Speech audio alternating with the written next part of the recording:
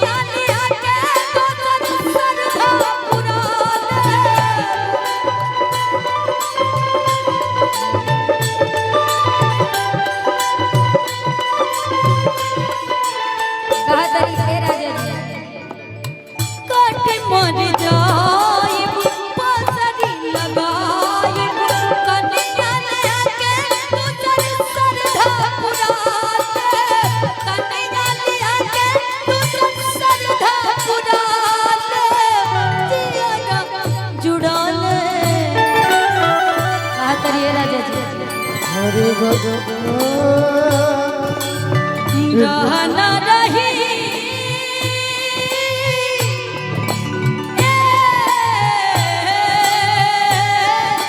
सैया जी रहना रही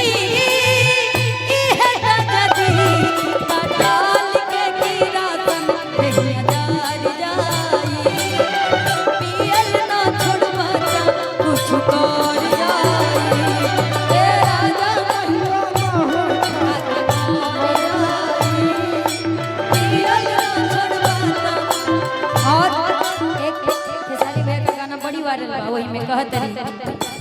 अपना सैया जी से उबिया गेली समझाओ समझाओ तो अपना सासू अम्मा के लगे गईली है कहत हमरो के लगई सुताले अम्मा जी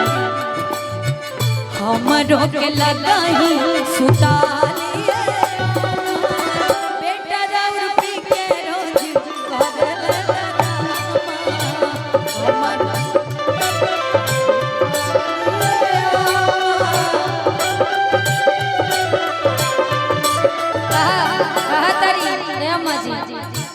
आधी आधी रतिया के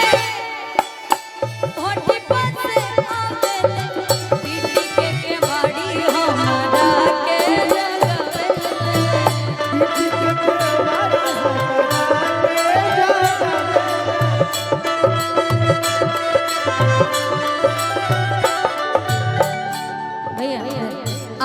आधी राती